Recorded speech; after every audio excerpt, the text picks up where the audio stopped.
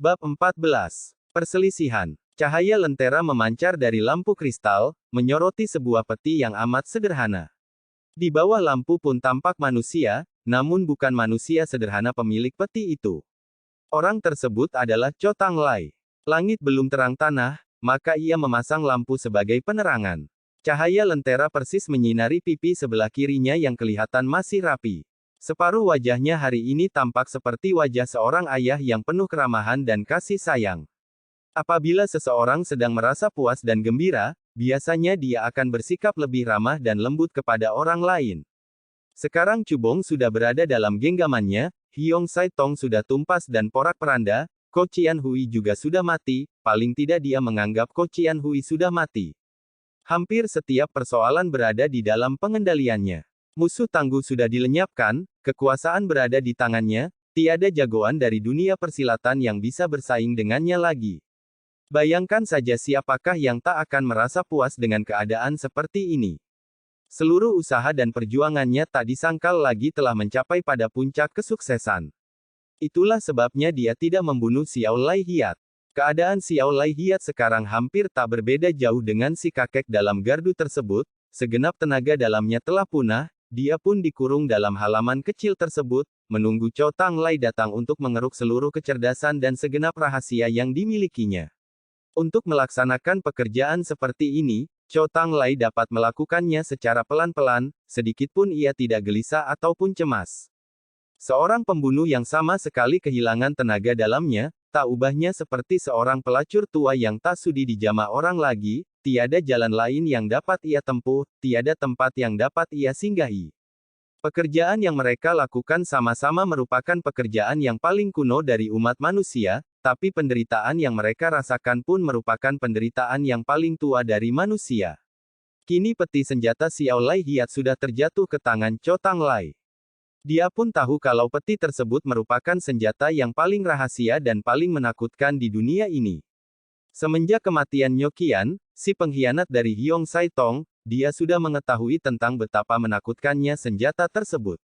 Ia percaya dalam dunia persilatan saat ini pasti terdapat banyak orang yang bersedia menjual nyawa mereka guna ditukar dengan senjata tersebut. Untung saja dia bukan orang-orang tersebut, dia sama sekali berbeda dengan orang-orang lain.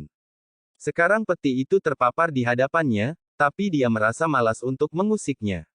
Sebab dia merasa masih mempunyai senjata lain yang lebih menakutkan lagi, kecerdasan otaknya merupakan senjatanya yang paling ampuh. Bila ia sedang mempergunakan kecerdasannya, maka hal ini akan jauh lebih menakutkan daripada siapapun di dunia ini yang mempergunakan senjata tajam. Biarpun Xiao Lai Hiat merupakan jagoan yang tiada duanya di dunia ini, namun selama berada di hadapannya, ia tidak mempunyai kesempatan sama sekali untuk turun tangan. Biarpun Cubong gagah dan perkasa, biarpun pengaruh dan kekuasaan Hiong Sai Tong amat besar, namun dia toh sanggup menghancurkan mereka secara mudah. Ia dapat melakukan kesemuanya ini karena bukan saja dia dapat memanfaatkan setiap kesempatan yang ada, bahkan dia pun pandai menciptakan kesempatan. Di saat orang lain menganggap dia sudah kalah, di saat keadaannya makin kritis, bukan saja hatinya tidak menjadi gugup atau kalut, malahan ia dapat menciptakan kesempatan yang baik untuk merobohkan lawan, dari kalah meraih kemenangan. Hanya manusia semacam inilah yang baru benar-benar merupakan seorang manusia yang tangguh. Golok atau pedang atau senjata apapun, termasuk peti tersebut sesungguhnya tak lebih hanya senjata yang diandalkan pesilat kasaran belaka. Tapi rasanya kemenangan hanya bisa dicicipi dengan pelan dan lambat, dengan begitu baru akan terasa nikmatnya. Cho Kim sudah lama menanti di hadapannya, maka secara diam-diam ia berniat mengundurkan diri. Tiba-tiba Cho Tang Lai menegurnya dengan mempergunakan suara yang lembut dan halus. Kau sudah semalaman sengsara, mengapa tidak duduk dan minum secawan arak? Aku tak bisa minum arak. Kau boleh belajar minum, Cho Tang Lai tersenyum. Minum arak sesungguhnya bukan suatu pekerjaan yang sukar. Tapi sekarang masih belum saatnya bagiku untuk belajar minum arak. Sampai kapan kau baru akan mulai belajar? Senyum Cho Tang Lai mulai bersembunyi di balik bayangan gelap, apakah hendak menunggu sampai kau bisa? Ia tidak menyelesaikan perkataan tersebut, mendadak ia mengalihkan pembicaraan ke soal lain. Tanyanya kepada Cho Kim, Xiao Xiansheng sudah kau atur secara baik-baik. Sudah. Sewaktu kau pergi tadi, bagaimanakah keadaannya? Apakah dia mengatakan sesuatu? Tidak. Dia masih seperti tadi, seolah-olah sama sekali acuh tak acuh terhadap persoalan yang ada. Bagus sekali. Cho Tang Lai kembali tersenyum, hanya manusia yang bisa menerima takdir dan berusaha menenteramkan diri baru merupakan orang yang cerdik, hanya manusia semacam ini yang bisa hidup panjang umur. Benar. Kembali Cho Tang Lai berkata sambil tersenyum, ada kalanya aku merasa banyak hal yang dia miliki mirip dengan diriku, apa yang tak bisa dilakukan oleh sendiri, bukan saja dia tak akan melakukannya bahkan dipikirkan pun tidak. Kemudian setelah berhenti sejenak, lanjutnya dengan hambar, bila seseorang selalu senang melakukan pekerjaan yang tak bisa dilakukan oleh dirinya sendiri, tak urung dia akan mati juga akhirnya karena tergencet. Ko Qian Hui merupakan contoh yang terbaik. Ko Qian Hui bukan contoh yang terbaik. Tiba-tiba Cho Kim berseru. Dia bukan. Mengapa bukan? Sebab dia belum mati. Kau pun tahu kalau dia belum mati. Ya, aku tahu. De Seng menyaksikan dengan mata kepala sendiri dia keluar dari kota kemarin sore sambil menenteng pedang. De Seng. Cho Tang Lai seperti berusaha mencari nama itu dari balik ingatannya, dari mana kau bisa tahu kalau dia benar-benar telah melihat Ko Qian Hui? Begitu ia saksikan jejak Ko Qian Hui, De Seng segera pulang dan melaporkan kejadian tersebut kepadaku. Dan kau percaya dengan perkataannya? Aku percaya. Senyuman yang menghiasi wajah Cho Tang Lai kembali lenyap dari pandangan, katanya kemudian dengan suara lebih lembut, betul. Kau memang seharusnya percaya kepadanya. Bila kau ingin orang lain percaya kepadamu, kau harus membuat dia tahu bahwa kau pun sangat mempercayai dirinya. Mendadak dia seperti merasa kalau ucapan semacam itu tak patut diutarakan keluar, maka segera pembicaraan dialihkan ke soal lain. Dapatkah kau pikirkan Ko Qian Hui bisa pergi kemana? Aku pikir dia pasti akan pergi ke rumah pelacuran di Anghoa Qi untuk mencari Cubong, sekalipun Cubong tidak berada di sana, Ko Qian Hui pasti dapat menemukan jejaknya. Itulah sebabnya aku tidak menyuruh De Seng menguntitnya, asal dia masih berada di Tiang'an berarti dia masih berada dalam cengkeraman kita. Cho Tang Lai kembali tertawa, kali ini dia tertawa dengan penuh riang gembira. Sekarang kau sudah mulai belajar minum arak, kata Cho Tang Lai kemudian, kau sudah pantas untuk minum arak, bahkan jauh lebih pantas dari kebanyakan orang lainnya untuk minum arak. Tiba-tiba dia bangkit berdiri dan menyodorkan cawan yang dipakainya selama Yuni ke hadapan Cho Kim. Cho Kim segera menerimanya dan sekali teguk menghabiskan isi cawannya. Arak itu manis, namun dalam mulutnya terasa pahit dan getir. Ia telah menyadari kelewat banyak perkataan yang diucapkannya hari ini. Bila dapat menarik kembali seluruh perkataan yang telah diutarakan tadi, ia rela mengorbankan sebuah lengan sendiri.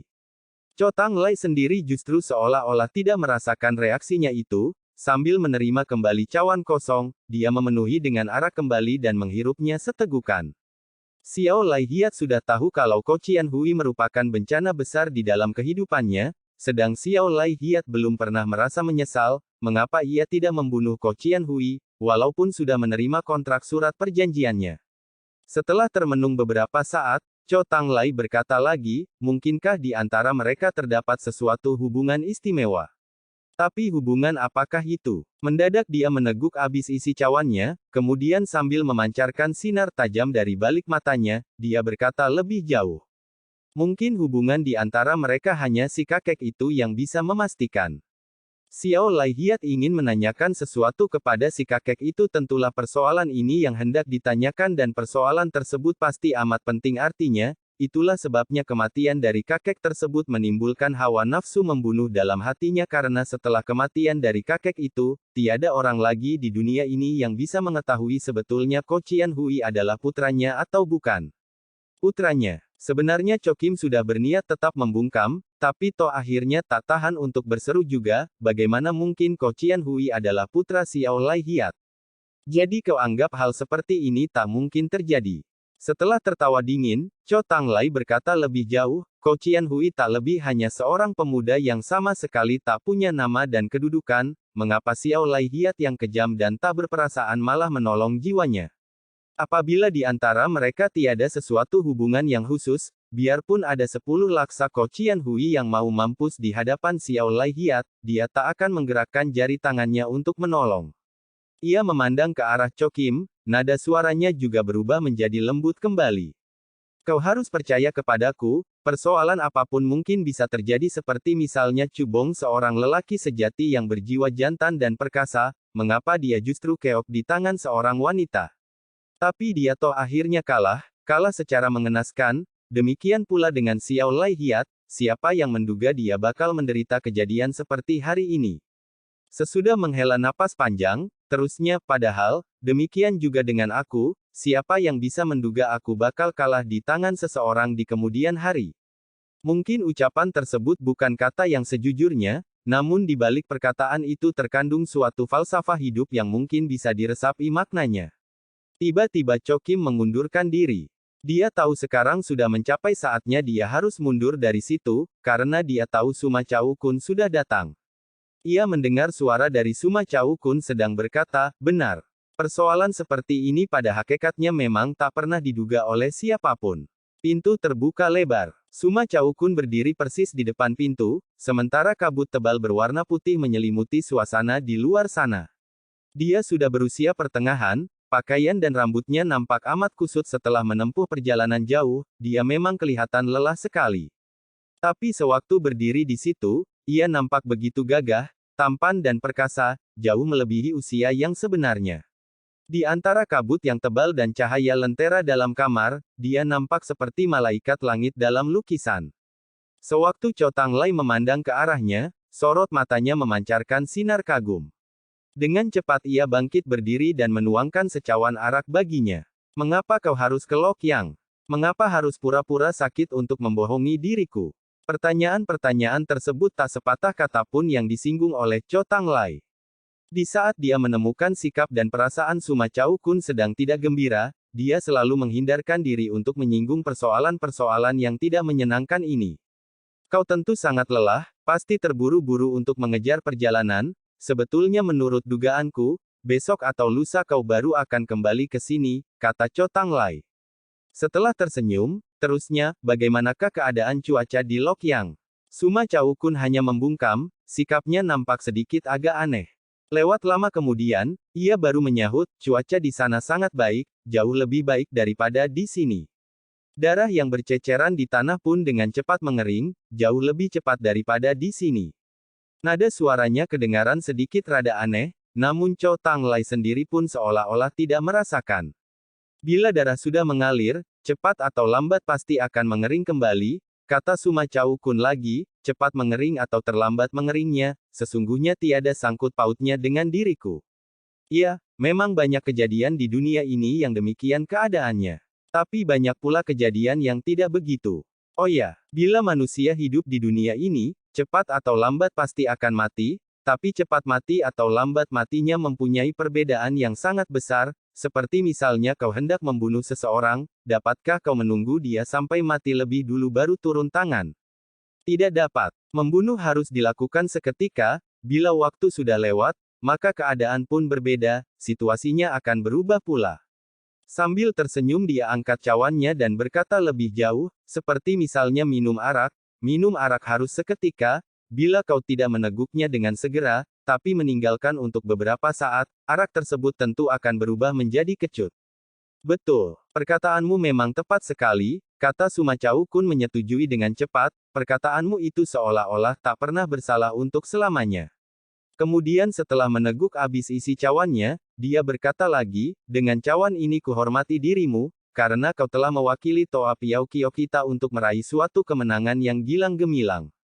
Jadi kau sudah mengetahui semua persoalan di sini. Aku tahu. Aku sudah pulang cukup lama, sudah kupikirkan cukup lama semua persoalan ini. Persoalan apa? Persoalanmu. Mimik muka Suma Chao Kun kelihatan bertambah aneh. Telah kupikirkan dengan seksama setiap persoalan yang telah kau lakukan bagiku selama 30 tahun terakhir ini. Semakin kupikirkan, aku merasa kau benar-benar seorang manusia yang luar biasa. Aku memang benar-benar tak mampu menandingimu. Senyuman masih tetap menghiasi Cho Tang Lai, tapi senyuman tersebut sudah berubah menjadi kaku. Mengapa kau harus memikirkan persoalan-persoalan seperti itu? Suma Chao Kun tidak menjawab pertanyaan itu, dia malah membalikkan badan. Mari ikutilah aku, katanya, akan kuajak kau menjumpai beberapa orang, setelah kau jumpai mereka, pasti akan segera kau pahami. Fajar baru menyingsing. Kabut yang menyelimuti tempat itu pun semakin tebal. Dalam kebun kecil ini tiada tanaman bunga, tapi penuh dengan tanaman kol, wortel, gambas dan sayur-sayuran. Semua sayuran itu hasil tanaman Gowan sendiri. Suma Caukun memang gemar makan sayur-sayuran yang masih segar dan baru dipetik. Itulah sebabnya dalam kebun itu tiada bunga, melainkan aneka macam sayur-sayuran. Setiap pekerjaan yang dilakukan Gowan, hampir semuanya demi suaminya dan kedua orang anak mereka. Anak-anak mereka selalu penurut dan pintar, sebab sejak kecil Gowan telah mendidik mereka secara baik, belum pernah membiarkan mereka mengetahui urusan orang tua, juga tak pernah membiarkan mereka berkeliaran di luar. Yang dimaksudkan sebagai di luar adalah lingkungan Toa Piaukiok, di daerah yang tidak seharusnya dilihat dan dikunjungi oleh kanak-kanak. Kebun kecil dan sebuah loteng kecil di belakangnya merupakan dunianya Gowan dan anak-anaknya. Sampai di situ, Cho Tanglai baru ingat sudah beberapa hari ini tidak menjumpai mereka. Jelas hal ini merupakan suatu keteledoran baginya. Demi hubungannya dengan Suma Caukun, demi masa depan Toa Piaukiok, ia bertekad tak akan menyinggung lagi peristiwa Quick Cheng, bahkan akan bersikap lebih baik dan lebih luas lagi terhadap Gowan serta anak-anaknya. Di bawah loteng ada dua ruang tamu, sebuah ruang tamu utama dan sebuah ruangan untuk minum arak. Walaupun di tempat tersebut jarang dikunjungi tamu, Gowan masih tetap mengatur kedua buah ruangannya dengan rapi dan nyaman. Di atasnya tempat tidur anak-anak mereka, dengan seorang mak inang dan dua orang budak yang dibawa dari rumah sebelum menikah dulu, untuk tinggal bersama mereka. Tapi suaminya tidak tinggal di sana. Suma Caukun sangat baik kepadanya, terhadap anak-anak pun sangat baik, tapi setiap malam tak pernah berdiam di sana. Fajar belum menyingsing, di atas loteng pun belum ada cahaya lentera. Mungkinkah Gowan dan anak-anaknya masih tertidur nyenyak? Mengapa Suma Caukun membawa dirinya datang untuk menengok mereka? Cho Tanglai benar-benar tidak habis mengerti. Jendela kamar ternyata dibiarkan terbuka lebar. Kabut putih yang berhembus lewat menciptakan suasana kelabu di sekitar sana, membuat ruangan tersebut nampak menyeramkan. Seorang ibu yang baik, ibu yang teliti, mengapa membiarkan anak-anaknya tidur dalam kedinginan? Di situ tak ada lampu, tak ada api. Tapi angin menghembus amat kencang.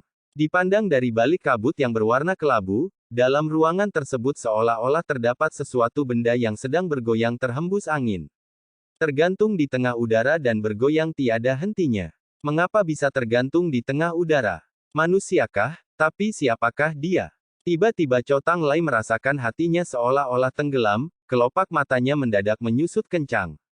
Dia memiliki sepasang mata yang amat tajam bagaikan mata elang, apalagi setelah berlatih diri selama banyak tahun.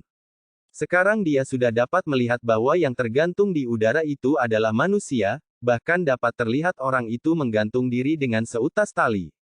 Orang tersebut tak lain adalah Gowan. Sebuah tali telah dibuatkan simpul mati dan ujung tali diikatkan pada tiang rumah, sementara ujung yang lain diikatkan pada tengkuk sendiri, menjirat di atas leher sendiri. Begitu kakinya meninggalkan tanah, simpul tali pun akan menjirat lehernya yang akan berakibat kematian. Selain Gowan, dalam ruangan itu masih terdapat orang-orang yang lain, seorang mak inang berambut putih, dua orang dayang muda dan sepasang bocah yang menawan hati, begitu menawan sehingga menimbulkan rasa senang bagi siapapun yang melihatnya. Tapi sekarang, si mak inang tak pernah akan berubah lebih tua lagi, si dayang pun tak akan mengeluh masa remaja mereka yang hampir lewat. Anak-anak pun tak akan menimbulkan rasa senang bagi yang memandangnya, sebaliknya hanya akan menimbulkan perasaan sedih dan penderitaan belaka. Aku merasa bersalah kepadamu, maka aku mati. Aku pantas mati dan aku pun harus mati. Anak-anak tidak semestinya mati, tapi aku pun terpaksa mengajak mereka menemani aku untuk mati. Aku tak ingin membiarkan mereka menjadi anak yang tak beribu, aku pun tak ingin membiarkan mereka setelah dewasa menjadi manusia macam Cho Tanglai, sahabat karibmu itu. Ciuma adalah mak inangku, sejak kecil aku pun menjadi dewasa karena menyusui darinya, selama ini dia selalu menganggap aku sebagai puterinya. Xiao Hun dan Xiao Hong ku anggap sebagai saudara angkatku sendiri. Setelah aku mati, mereka pun tak ingin hidup terus, maka kami semua mati bersama-sama. Aku tidak mengharapkan kau memaafkan aku, asal kau bisa hidup terus secara baik-baik, aku pun tahu, tanpa kami pun kau pasti masih bisa hidup terus secara baik-baik. Udara amat dingin, dingin membekukan badan. Belum pernah Cho Tang Lai merasa kedinginan seperti ini. Kamar tidur itu ternyata menjadi kuburan massal, dan dia sendiri pun berada dalam kuburan ini. Seluruh tubuhnya, darahnya, seakan-akan ikut menjadi dingin membeku. Apa yang telah terjadi? Kapan peristiwa ini berlangsung? Mengapa Gowan mati? Sederet pertanyaan diutarakan Cho Tang Lai tanpa terasa. Kau tidak tahu, seru Suma Chao Kun. Aku tidak tahu, aku benar-benar tidak tahu. Paling tidak mereka telah mati 4 hari lamanya, masa kau masih tidak tahu? Nada suara Suma Chao Kun lebih dingin dari es, kau betul-betul sangat memperhatikan mereka, aku memang sepantasnya berterima kasih kepadamu. Kata-kata tersebut bagaikan sebatang jarum panjang yang dingin seperti es menghunjam dari batok kepala Cho Tang Lai, dan tembus hingga ke dasar kakinya.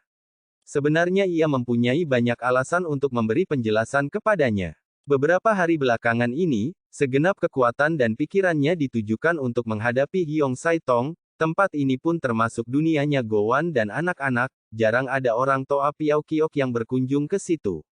Namun ia tidak memberi penjelasan. Persoalan seperti ini pada hakikatnya sukar dijelaskan, betapapun ia berusaha memberi penjelasan, hal ini sama sekali tak ada gunanya. Suma Chao Kun tidak memandang sekejap pun ke arahnya, dia sendiri pun tidak memperhatikan perubahan wajah dari Cho Tang Lai. Kau bertanya kepadaku mengapa Gowan bisa mati. Sebenarnya aku sendiri pun tidak mengerti, kata Suma Chao Kun, usianya belum tua, kesehatan badannya selama ini pun sangat baik, dia juga suka dengan anak-anak, meskipun dia tidak terlalu setia kepadaku, namun selalu berusaha menunaikan tugas dan kewajiban sebagai istri. Suaranya tenang dan tanpa emosi, seakan-akan sedang mengutarakan sesuatu yang biasa.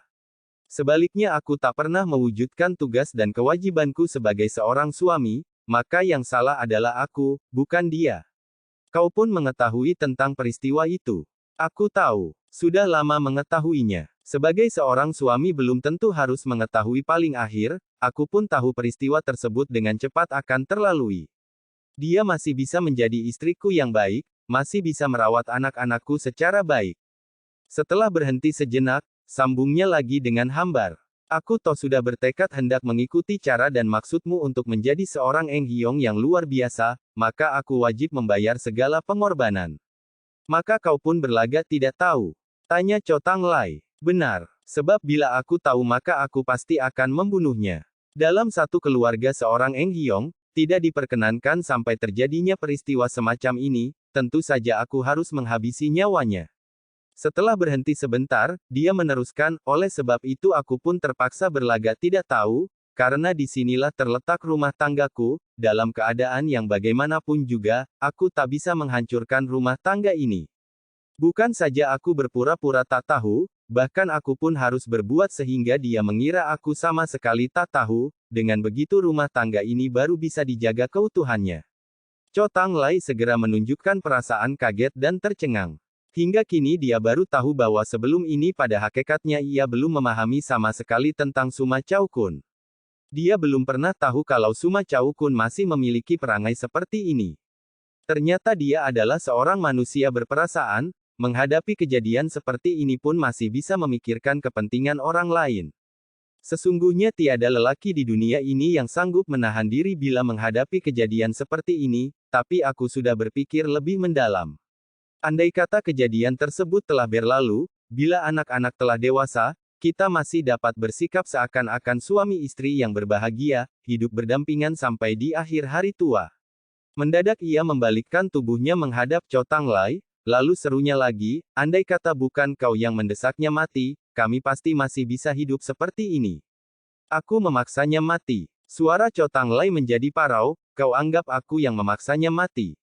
Bukan hanya dia dan Quick Cheng yang mati karena kau desak, lambat laun aku pun bakal mati karena tekananmu, sebab selamanya kau menginginkan orang lain hidup menurut cara dan peraturanmu.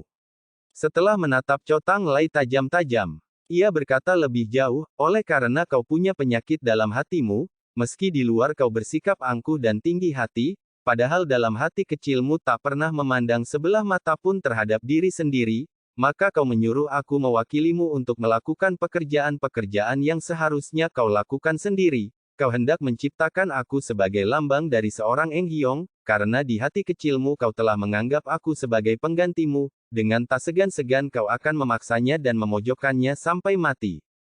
Sebagai akhir kata, Suma Chaokun kembali menambahkan, inilah yang menjadi alasan dari kematian Gowan, karena kau merasa dia sudah mulai merintangimu. Cho Tang Lai termenung sampai lama sekali. Beberapa waktu kemudian ia baru bertanya, tadi kau memberitahukan kepadaku, bahwa kau sudah berpikir sangat lama, memikirkan banyak masalah, apakah hal ini dikarenakan kau merasa bahwa sekarang sudah saatnya bagimu untuk mengambil keputusan? Benar. Apakah kau sudah mempunyai keputusan sekarang? Benar. Kau telah memutuskan untuk berbuat bagaimana di kemudian hari. Bukan untuk di kemudian hari, tapi sekarang, kata Suma Chaokun, sekarang aku menyuruh kau pergi, selama hidup jangan bertemu lagi dengan diriku, selama hidup tak usah mencampuri urusanku lagi. Mendadak Cho Tang Lai menjadi limbung, seolah-olah tak sanggup lagi untuk berdiri tegak, seperti kepalanya dihantam orang dengan toya besar secara tiba-tiba. Terserah apa saja yang hendak kau bawa pergi, pokoknya kau harus pergi dari sini, Suma Chaokun menandaskan, sebelum matahari terbenam hari ini, kau harus sudah meninggalkan Tiang'an sejauh-jauhnya. Tiba-tiba Cho Tang Lai tertawa. Aku mengerti. Ucapan semacam ini bukan kau utarakan dengan kesungguhan hati, katanya lembut, kau hanya merasa batinmu tertekan, kau merasa kelelahan, asal beristirahat sebentar saja maka kau akan melupakan semua perkataan tersebut. Kali ini kau keliru besar, tukas Suma Chaokun sambil menatapnya dingin, kau masih ingat dengan apa yang barusan kita bicarakan. Bila ingin membunuh harus dikerjakan segera, jangan sampai kesempatan dibiarkan berlalu, dan begitu pula dengan kejadian sekarang. Kelopak mata Cho Tang Lai mulai berkerut kencang. Bagaimana kalau aku tak mau pergi? Katanya sepatah demi sepatah, bila aku menolak untuk pergi, apakah kau akan membunuhku?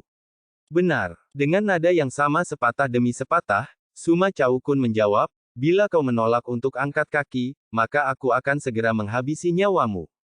Lambat laun pagi hari pun menjelang tiba, namun suasana di dalam ruangan tersebut justru berubah semakin seram dan mengerikan. Sebab dengan mencorongnya cahaya matahari, maka paras muka mayat-mayat yang mengerikan pun tampak lebih jelas. Di masa mereka masih hidup, orang-orang itu memang nampak menawan, tapi setelah mati, mereka justru nampak seram dan menakutkan. Cho Tang Lai berdiri berhadapan muka dengan Suma Chaokun, mereka membiarkan angin dingin yang tajam bagaikan sayatan golok menerpa wajah mereka. Sebenarnya aku bersedia pergi, manusia macam aku bisa saja pergi kemanapun, ujar Cho Tang Lai, tapi aku tak dapat pergi. Nada suaranya pun berubah menjadi dingin dan menggigitkan hati. Sebab aku telah mengorbankan seluruh pikiran dan keringat untuk menciptakan seorang manusia seperti kau. Aku tak dapat membiarkan kau musnah di tangan orang lain. Tentunya kau tahu bukan perangaiku. Masih banyak masalah yang aku rela kerjakan sendiri. Ya, aku memang tahu. Bukankah kita selalu dapat saling memahami? Benar. Suma Chaokun mengangguk, itulah sebabnya aku telah mempersiapkan diri dengan sebaik-baiknya. Sejak kapan kau telah mempersiapkan diri? Sekaranglah aku sedang mempersiapkan diri. Bila ingin membunuh, maka lakukan dengan segera. Perkataan ini pasti akan kuingat selalu dalam benakku. Di mana kau mempersiapkan diri? Di tempat ini juga. Suma Chaokun memandang sekejap mayat-mayat dalam ruangan, semasa hidupnya mayat-mayat itu merupakan orang yang paling dekat dengannya, mereka semua mempunyai hubungan perasaan yang tak akan terlupakan dengannya, dan kematian mereka pasti akan mendatangkan perasaan sedih dan menyesal yang berkepanjangan. Bahkan termasuk juga Cho Tang Lai sendiri. Bila Cho Tang Lai juga mati di sini, maka salah satu bagian yang terpenting dari kehidupannya akan musnah pula di sini. Di tempat inilah. Suma Chaokun berkata, bukankah tiada tempat lain yang jauh bagus daripada tempat ini? Ya, memang tidak ada. Benar-benar tidak ada. Cho Tang Lai menghela napas panjang. Dalam dunia ini terdapat semacam orang yang sangat istimewa, di hari-hari biasa mungkin tak akan kau temui biar dicari kemanapun, tapi di saat kau membutuhkannya, dia pasti berada di sisimu dan tidak akan membuat kau merasa kecewa. Cho Kim adalah manusia semacam ini. Cho Kim, masuk kau. Cho Tang Lai seolah-olah tahu kalau Cho Kim pasti berada di sekitarnya, asal dia memanggil, orangnya pasti akan menampakkan diri. Betul juga, Cho Kim memang tidak membuatnya kecewa. Chokim seperti tidak pernah membuat siapa saja merasa kecewa. Semenjak Chokim masih kecil dulu, ia sudah tak pernah membuat orang merasa kecewa. Tapi hari ini ia nampak agak lelah, pakaiannya masih pakaian yang dikenakan kemarin, bahkan lumpur di sepatunya pun belum sempat dibersihkan. Di hari-hari biasa, bukan begitu tampangnya. Di hari-hari biasa, betapapun repotnya dia, pasti akan meluangkan waktu untuk membenahi dandanannya, karena dia tahu Chow Tang Lai dan Suma Chow Kun adalah orang-orang yang sangat memperhatikan tentang soal ini. Untung saja Chow Tang Lai tidak terlalu memperhatikan soal ini sekarang, dia hanya memberi pesan secara ringkas. Berlututlah kau dan sembahlah Suma Toaya. Chokim segera berlutut dan menyembah, sedangkan Suma Chow Kun tidak berusaha untuk menghalanginya, sorot matanya masih mengawasi ke arah Chow Tang Lai tanpa berkedip. Kau tak usah menyuruh dia berlutut dan menyembah, kata Suma Chow Kun, aku tahu bahwa dia adalah putra angkatmu karena kau tak punya putra, aku pasti akan mempertahankan keturunan dari marga Chow ini. Bila kau mati, aku pasti akan merawat dan memperhatikannya secara baik. Tak tahan dia menengok ke arah putra sendiri, sorot matanya segera memancarkan sinar kepedihan dan amarah. Paling tidak, aku tak akan berbuat seperti kau memperhatikan putraku. Aku percaya kepadamu sepenuhnya, kata Chow Tang Lai cepat. Ketika dilihatnya Chokim sudah selesai menyembah dan bangkit berdiri, dia berkata lebih jauh, kau sudah mendengar perkataan dari Suma Toaya, kau pun seharusnya tahu, Suma Toaya tak pernah ingkar janji kepada siapa saja.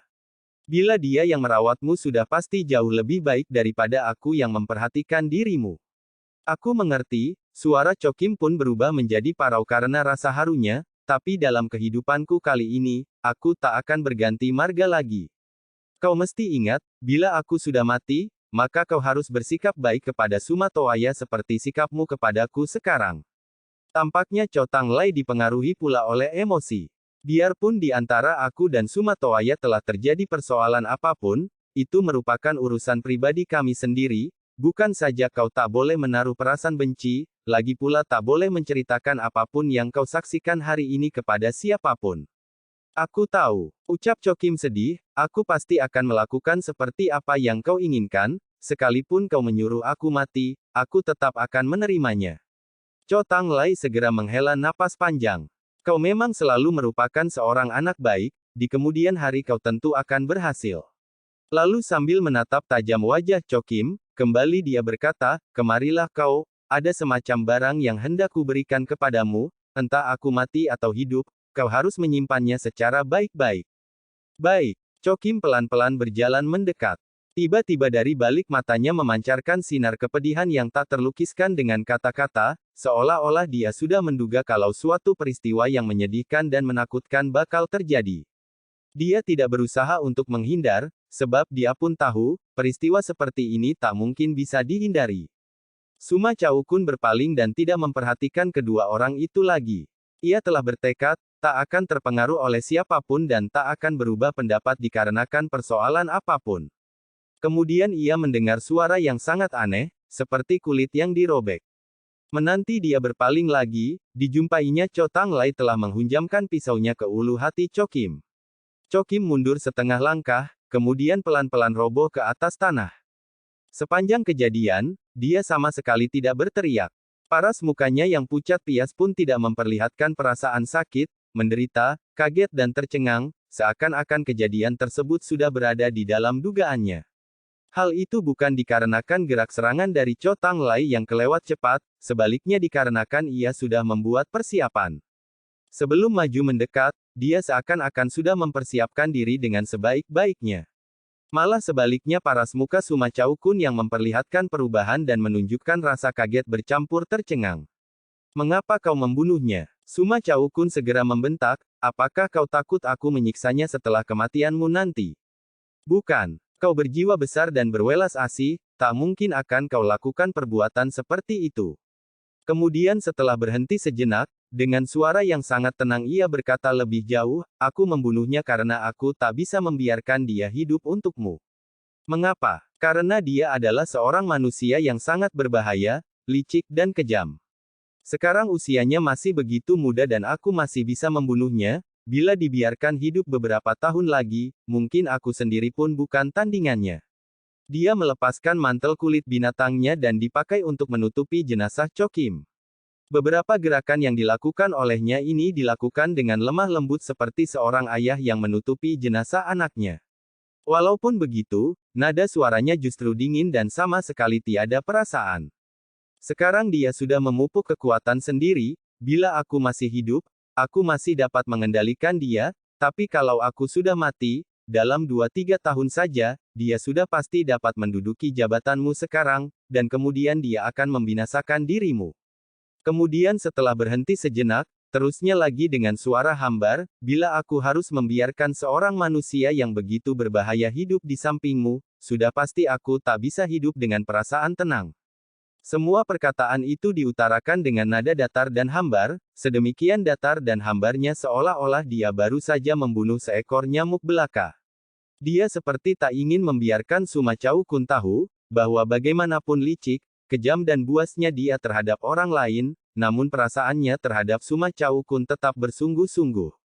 Dalam hal ini, memang tiada orang yang bisa menyangkal lagi atas kenyataan tersebut. Suma Chao Kun mengepal sepasang tinjunya keras-keras, darah segar yang mengalir dalam setiap urat nadinya seolah-olah telah mendidih. Tapi dia berusaha keras untuk mengendalikan diri, sebab dia sudah tak ingin hidup seperti dahulu lagi, hidup di dalam pengekangan. Bagaimanapun juga, dia adalah seorang manusia yang terdiri dari darah dan daging, dia enggan menjadi seorang boneka.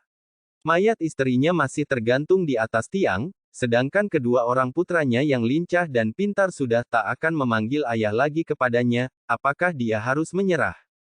Mendadak Suma Chao Kun melejit ke tengah udara, bagaikan burung walet dia menerobos lewat dari bawah tiang penggantungan. Menyusul kemudian cahaya pedang berkelebat lewat dengan kecepatan bagaikan sambaran kilat. Kilauan cahaya pedang menyelinap lewat. Inilah jurus Toa Pekle Geledek Dahsyat dari Pekle Kyushi, yang merupakan kepandaian andalan Suma Chao Kun dan membuatnya menjadi tenar dalam dunia persilatan selama ini. Sudah beratus-ratus orang jago lihai dari dunia persilatan yang roboh di ujung pedangnya tersebut.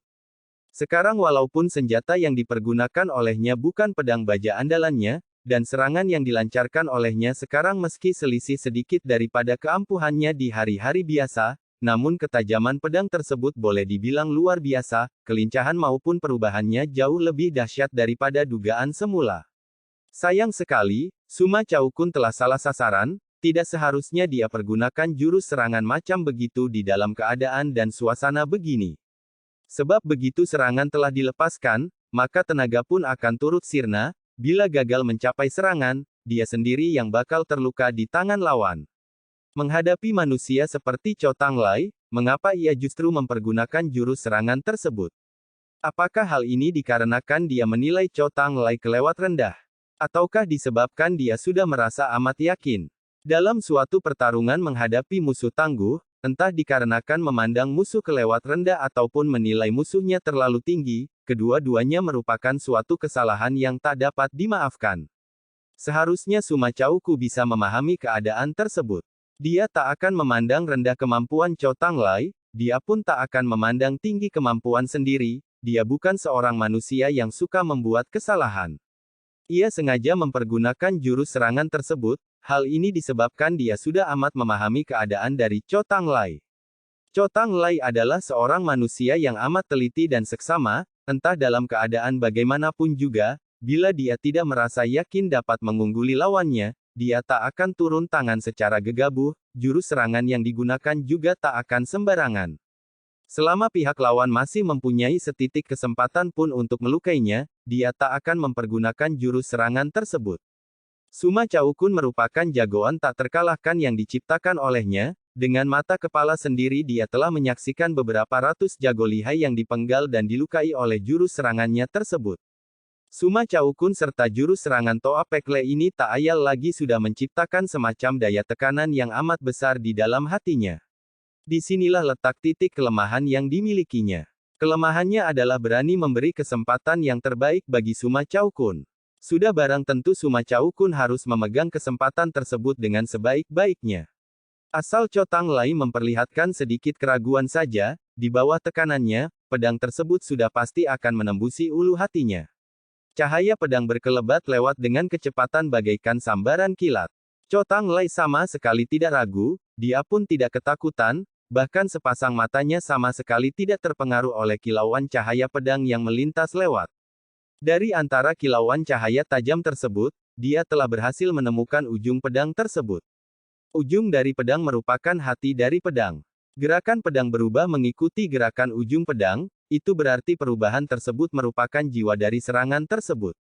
Sebuah ayunan golok tiba-tiba saja membelah jiwa dari pedang tersebut, menyusul kemudian cahaya pedang lenyap tak berbekas, tahu-tahu mata golok Cho Tang Lai telah menempel di leher sebelah kiri Suma Chao Kun.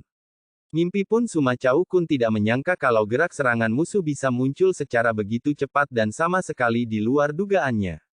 Menanti dia sadar akan bahaya, keadaan sudah tak mengizinkan lagi baginya untuk menghindar ataupun berkelit, mata golok yang tajam segera akan memenggal batok kepalanya itu. Ia sama sekali tidak memejamkan matanya untuk menantikan datangnya ayunan golok itu. Dari balik sorot matanya juga tidak memancarkan cahaya sedih ataupun dendam dan sakit hati. Dalam detik-detik seperti ini, Suma Chao Kun justru menunjukkan sikap yang sangat tenang, jauh lebih tenang daripada keadaan tadi. Bila ujung pedangnya tadi berhasil membunuh Cho Tang Lai, mungkin sikapnya malah tak akan setenang sikapnya sekarang ini. Cho Tang Lai memandang ke arahnya dengan pandangan dingin, sorot matanya masih tidak memancarkan sedikit perasaan pun. Kau keliru, maka kau harus menderita kekalahan, ucap Cho Tang Lai kemudian. Benar, aku telah kalah. Bukankah kau selalu ingin tahu, seandainya kita berdua saling bertarung, bagaimanakah akibatnya? Benar, tapi aku justru tak ingin tahu, aku tak pernah ingin tahu. Tiba-tiba di balik suaranya terpancar perasaan sedih yang tak terlukiskan dengan kata-kata, namun mata goloknya masih melanjutkan bacokannya ke atas tengkuk Suma Chao Kun. Hanya cahaya golok berkelebat lewat, tiada pancuran darah yang memercik kemana-mana. Ayunan golok tersebut dilancarkan bukan dengan mata golok, sebaliknya dengan punggungnya. Kemudian Cho Tang Lai membalikkan badan dan beranjak pergi. Dia pergi tanpa berpaling lagi, sekejap mata pun tidak memandang lagi ke arah Suma Chao Kun. Mengapa kau tidak membunuhku? Tak tahan Suma Chao Kun berseru. Cho Tang Lai tetap tidak berpaling, hanya ujarnya dengan hambar, sebab saat ini kau sudah menjadi mayat.